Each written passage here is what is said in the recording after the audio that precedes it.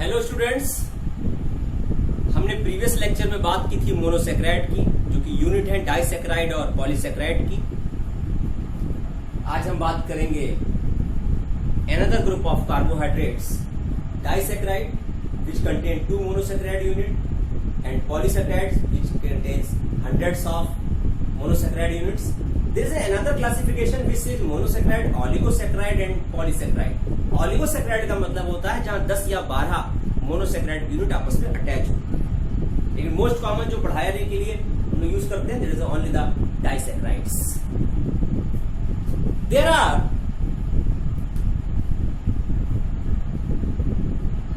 some examples of disaccharides like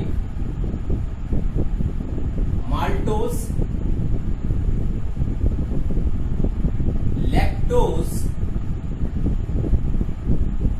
and sucrose. Maltose has 2 glucose unit.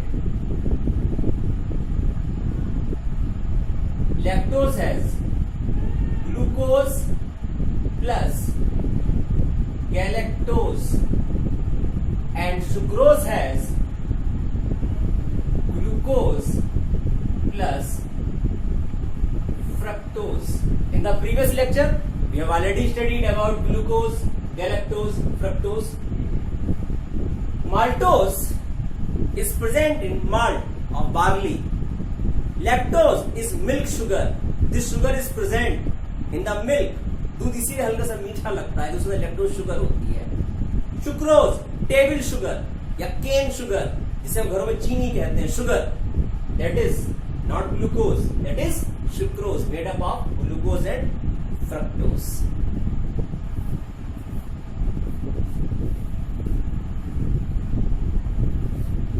First we will see the structure of maltose. How this disaccharide is formed.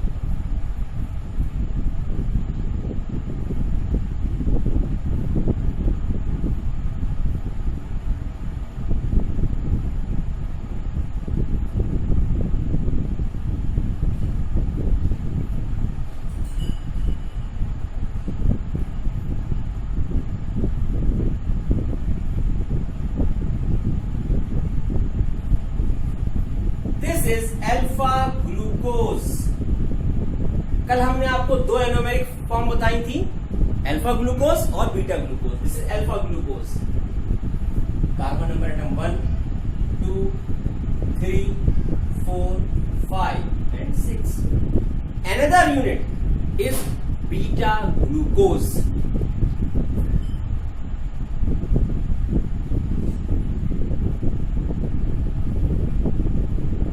Glucose, this OH is on the other side.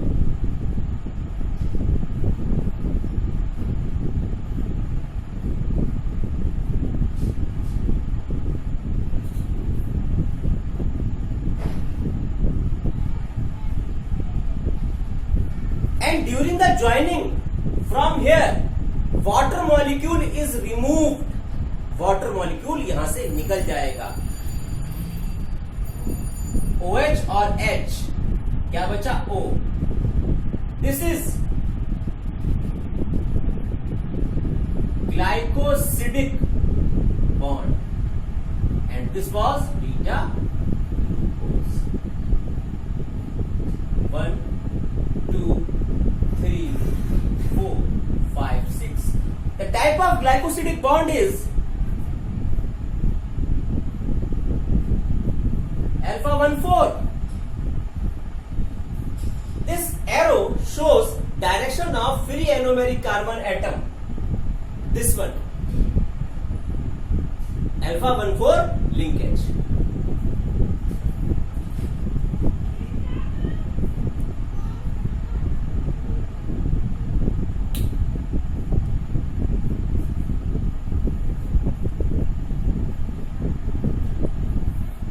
Next disaccharide is milk sugar, lactose,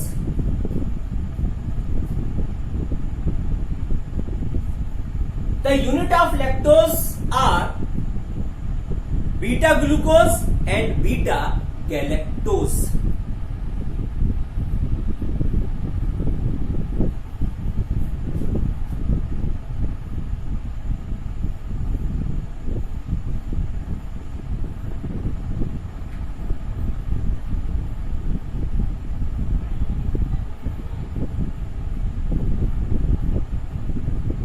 You know, there is rotation at the fourth carbon atom in the galactose. So this is beta galactose. 1, 2, 3, 4, 5, 6. Now found beta glucose.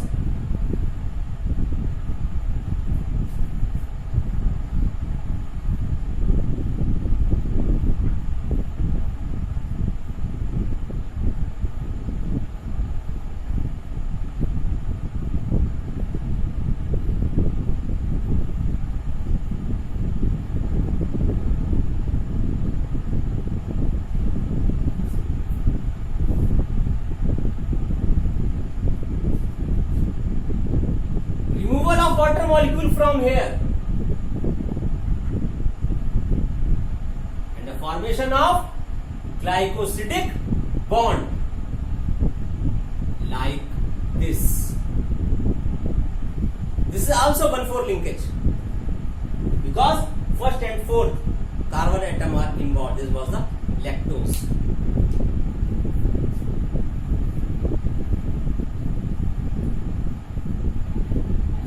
Now next, most important in our life, our kitchen has, our table present the sucrose.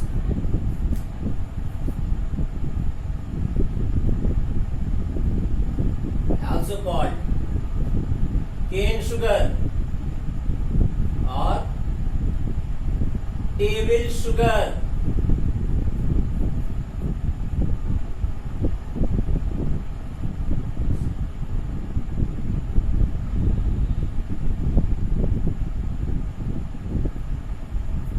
It has beta fructose linked to alpha glucose.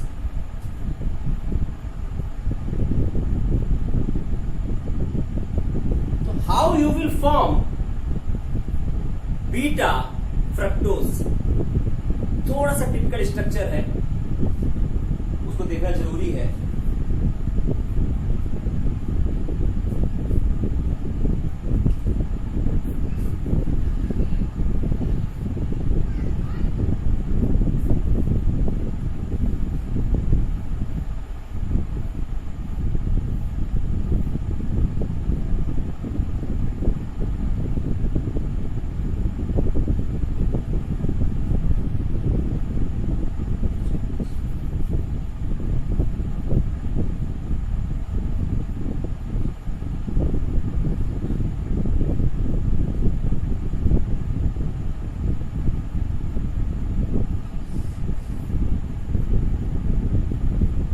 देखिए, जो आपने कल fructose का structure बनाया था, ये उसकी एक तरीके से मिरर इमेज होके फिर बीटा फॉर्म चेंज हुई. ये आपको ध्यान रखना है.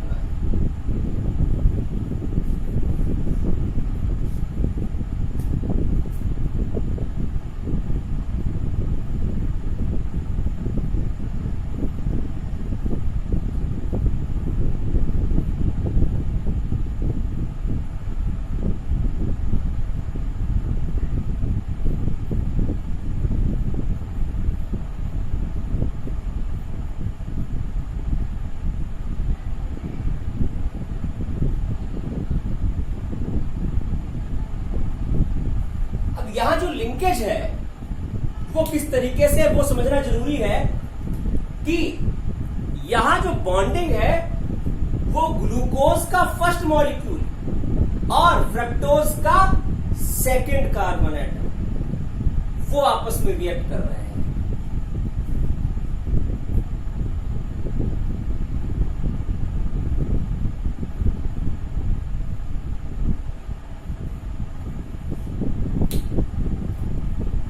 मैं थोड़ी सी स्ट्रक्चरल कॉम्प्लिकेशंस आपको बता दूं कि जब आप बनाते हैं तो कंफ्यूज कहां पे होते हैं। देखिए, जब आपने अल्फा स्ट्रक्चर बनाया तो हमेशा आप पहले अल्फा स्ट्रक्चर बना लीजिए फ्रक्टोज का, फिर क्या करिए, उसकी मिरर इमेज बनाइए। मिरर इमेज बन गई कि मतलब ऐसे स्ट्रक्चर था, उसकी मिरर इमेज इस तरीके से। फिर जितने कार्बन एटम थे वो आप पलट दीजिए, लेकिन ये वाला नहीं पलटेगा। भाई एक ही चीज है क्या, या तो जो मेन है एनोमेरिक उसको आप इन्वर्स कर दीजिए, रोटेट कर दीजिए, या बाकी को रोटेट कर दीजिए। तो यहां क्या हुआ, इसको हमने रोक लिया, इनको रोटेट कर दिया। देखिए अगर आप स्ट्रक्चर तो थर्ड वाले पे OH ऊपर H नीचे होता है, ठीक है, लेकिन यहां नहीं है क्योंकि ये कैसी फॉर्म है, beta form. That was beta fructose, that was alpha glucose.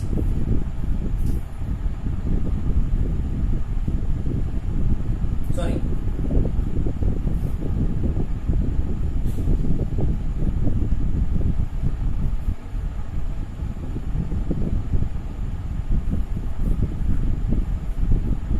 now it will be so easy for you to learn the diagram formation.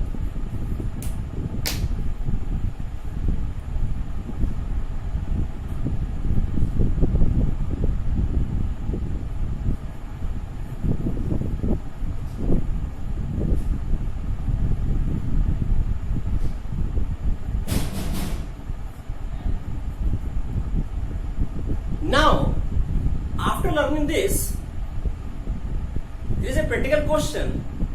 There is difference between reducing and non-reducing sugars.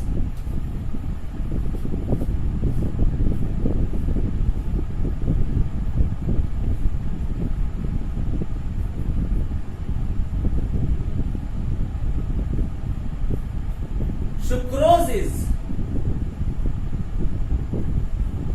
non-reducing sugar because anomeric carbon atom is not free. अभी आपने structure में देखा कि जब आपने sucrose बनाई तो glucose का फर्स्ट कार्बन एटम कैसा था, एनोमेरिक कार्बन एटम होता है। फ्रक्टोज का सेकंड एनोमेरिक कार्बन एटम होता है। दोनों को आपने जोड़ दिया, जबकि इससे पहले वाली शुगर में चाहे आपने लैक्टोज बनाई हो, चाहे आपने चाहे आपने माल्टोज बनाई हो, उसमें जो फोर्थ और 1/4 के बीच होता है, तो जो सेकंड वाला कार्बन था, जो ग्लूकोज था एटम होता है, उसका क्या होता है, एनोमेरिक कार्बन एटम फ्री रहता है फर्स्ट वाला। लेकिन यहाँ क्या, आपने दोनों के एनोमेरिक कार्बन एटम हेड जोड़ दिए, इसलिए सुक्रोज जो है वो नॉन रिड्यूसिंग एजेंट है। ये फेलिंग सोल्यूशन का रिडक्शन नहीं कर पाता है, इसलिए सुक्रोज को जब फेलिंग सोल्यूशन में हम डालते हैं तो ब्लू कलर का सोल्यूशन हमें कभी भी रेड प्रेसिपिटेट नहीं देता है। उसका एक सिंगल रीजन ये है, anomeric carbon atom is not free in sucrose, so sucrose is non-reducing sugar. एक और डाइसैकराइड है ट्री हेलोज, वो भी ग्लूकोज और ग्लूकोज का बना होता है। That was something about disaccharide. Now, and trehalose is also a non-reducing sugar. Because वहां भी जो बॉन्डिंग है वो 1 और 1 ग्लूकोज यूनिट के बीच में है। तो माल्टोज और ट्रीहेलोज दोनों की यूनिट है तो ग्लूकोज, लेकिन माल्टोज में ग्लूकोज और ग्लूकोज की यूनिट इस तरीके से है, तो नॉन रिड्यूसिंग शुगर का जो एंड है वो फ्री रहता है, शुगर का एंड। जबकि नॉन रिड्यूसिंग शुगर में ट्रीहेलोज में 1 और 1 के बीच में बॉन्डिंग हुई है, इसलिए कोई भी एनोमेरिक कार्बन एटम फ्री नहीं है। इसलिए माल्टोज जो है वो रिड्यूसिंग शुगर है और ट्रीहेलोज जो है वो नॉन रिड्यूसिंग शुगर है। अब हम बात करेंगे पॉलीसैकराइड्स की। पॉलीसैकराइड के डिफरेंट लेवल पे क्लासिफिकेशन है जो हमसे पूछे जाते हैं लोगों से। पहला तो क्लासिफिकेशन है होमोपॉलीसैकराइड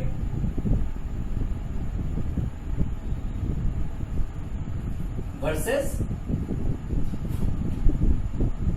hetero polysaccharide.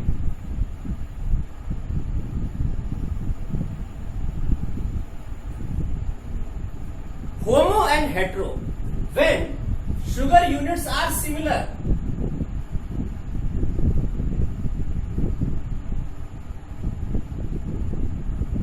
these are homopolymers.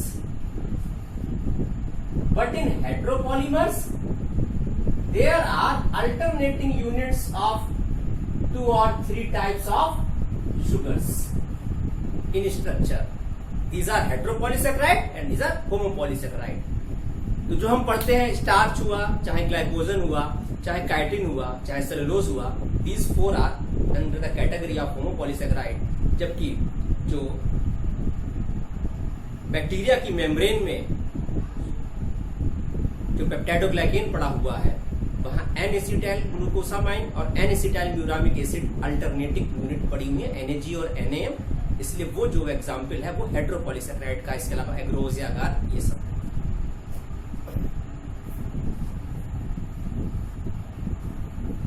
लेकिन फंक्शनल व्यू से अगर हम देखें तो पॉलीसैकेराइड स्टोरेज फॉर्म के होते हैं या structural.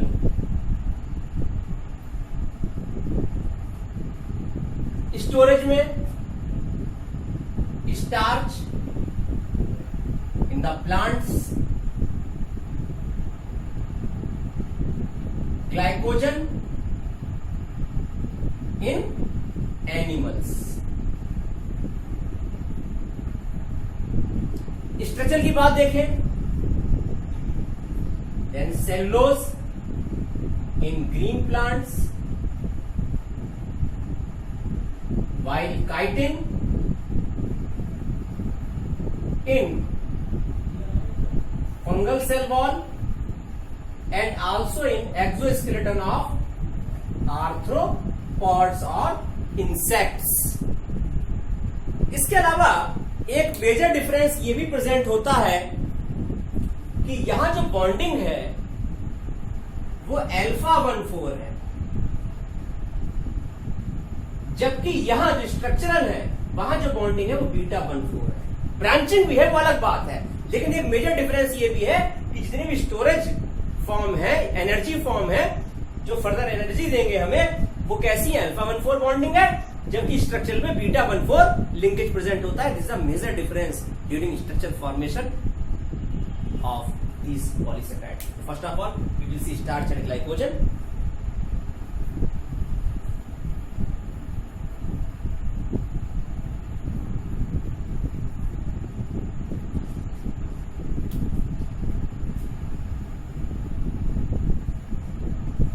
Starch, storage form of glucose in the plants.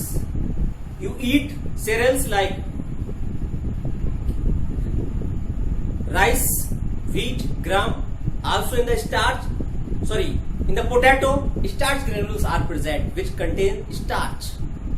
There are 2 types of units, amylose and amylopectin.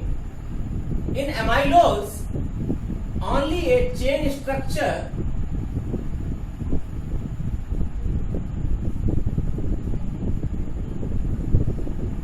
of alpha 1,4 bonding is present.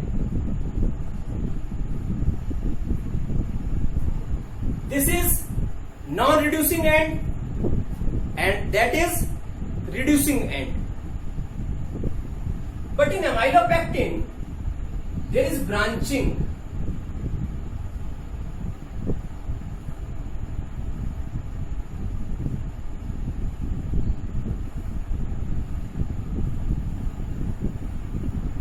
And this branching is called alpha 1,6 branch.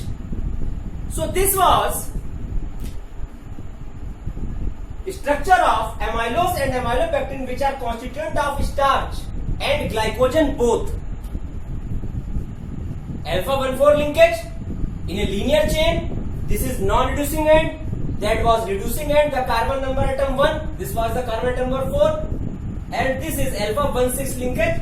First carbon and sixth carbon are attached by O-glycosidic bond. जब bonding के बीच में oxygen आ रही है, that bond is called O-glycosidic linkage या O-glycosidic bond.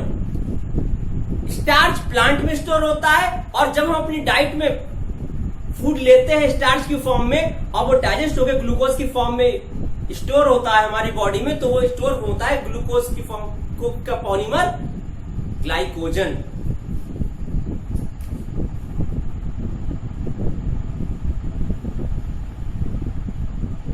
अब सवाल ये उठता है कि जब स्ट्रक्चरली दोनों ही एमाइलोज और एमाइलोपेक्टिन के बने हैं, दोनों में ही अल्फा 14 और अल्फा 14 लिंकेज और अल्फा 16 ब्रांचिंग प्रेजेंट है, तो व्हाट इज डिफरेंस?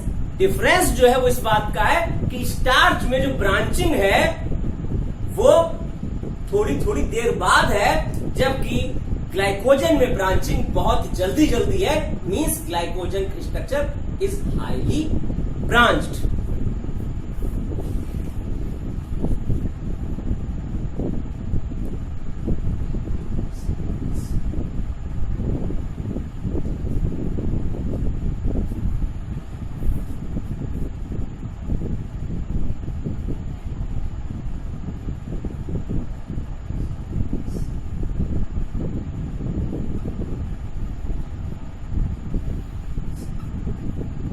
ये अंतर है.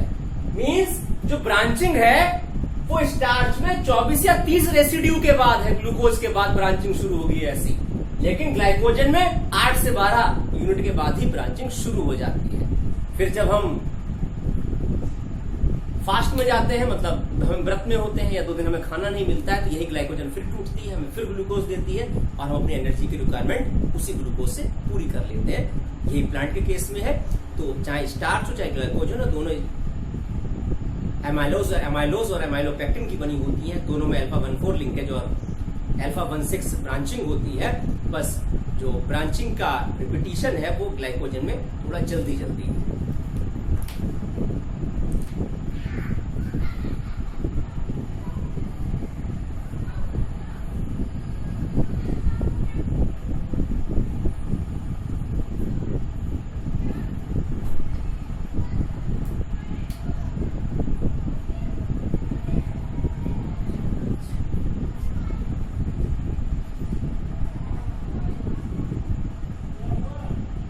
सेलुलोज हमने हमेशा पढ़ा है कि जो ग्रीन प्लांट्स हैं उनकी सेल वॉल किस चीज की बनी होती है? सेलुलोज की बनी होती है. तो we should know about the structure of cellulose first. मैंने कहा ब्रांचिंग इज बीटा 1,4.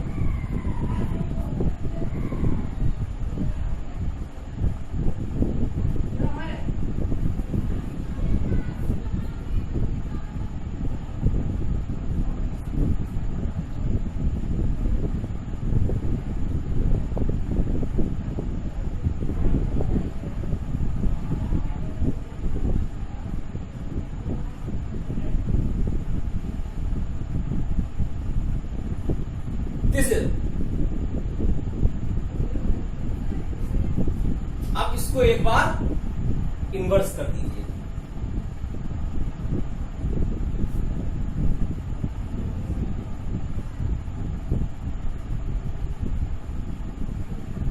क्या होगा?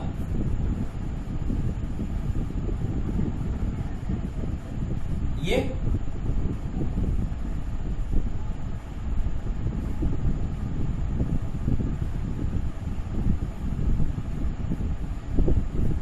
ऐसे ही ये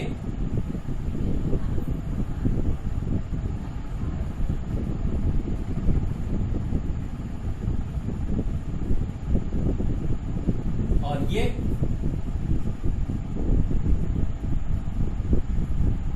क्या किया?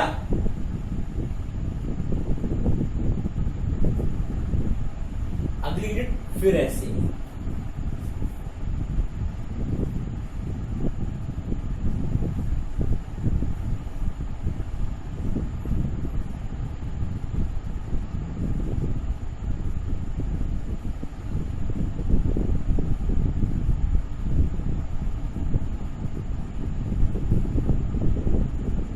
ये सब क्या है? Beta glucose, beta glucose, beta glucose. OH ऊपर की तरफ है। अब क्या होगा? ग्लाइकोसिडिक लिंकेज बनेगा, वाटर मॉलिक्यूल निकलेगा।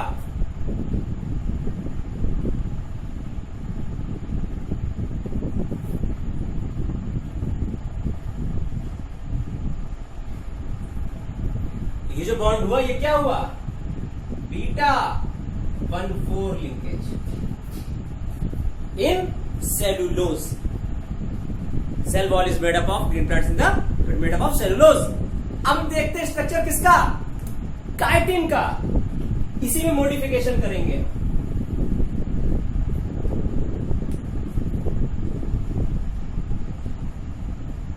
काइटिन कहां प्रेजेंट है? फंजाई की सेल वॉल में। उसे फंगस, इसको फंगल सेलुलोज भी कहते हैं इसीलिए। और आर्थ्रोपॉड्स का, इंसेक्ट का एक्सोस्केलेटन, जो उसकी कवरिंग होती है उसकी बॉडी के ऊपर की। तो अब जो यूनिट है वो ग्लूकोज नहीं है, उस यूनिट का नाम है एन एसिटाइल ग्लूकोसामीन। तो ग्लूकोसामीन, तो यहां अगर आप इसको समझना चाहें तो ऐसे समझिए, एक तो एमीन, एमाइनो ग्रुप, और एसिटाइल ग्रुप। ये दो ग्रुप कहीं अटैच हो रहे हैं। कहां हो रहे हैं अब हमें ये देखना है।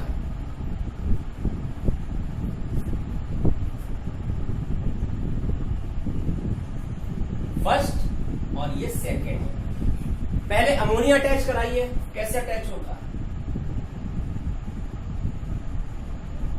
NH2, फिर acetic acid CH3, C double bond O NH। तो ये क्या हो गया? N acetyl glucosamine, CH3CO and H second position पे।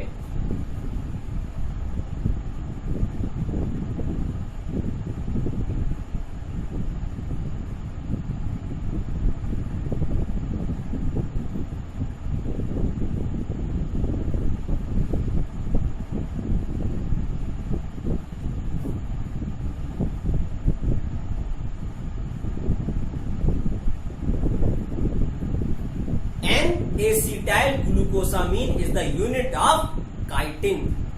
इसको शॉर्ट में हम NAG भी कहते हैं। So these were some examples of polysaccharides. N acetyl glucosamine is a modified sugar. Glucose की मॉडिफाइड फॉर्म है। इसमें अमीनो ग्रुप भी अटैच हो गया और एसिटाइल ग्रुप भी अटैच हो चुका है। अब इसके बाद हम कुछ जनरल एग्जांपल्स देखेंगे किसके? हेटेरोपॉलीसैकेराइड्स के।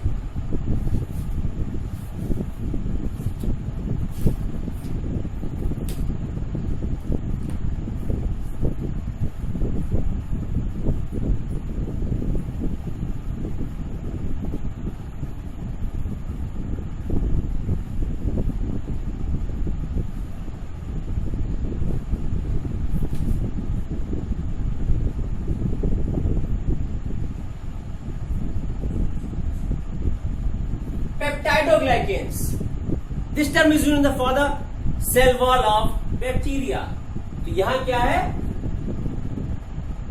N-acetyl glucosamine और N-acetyl muramic acid alternate present है।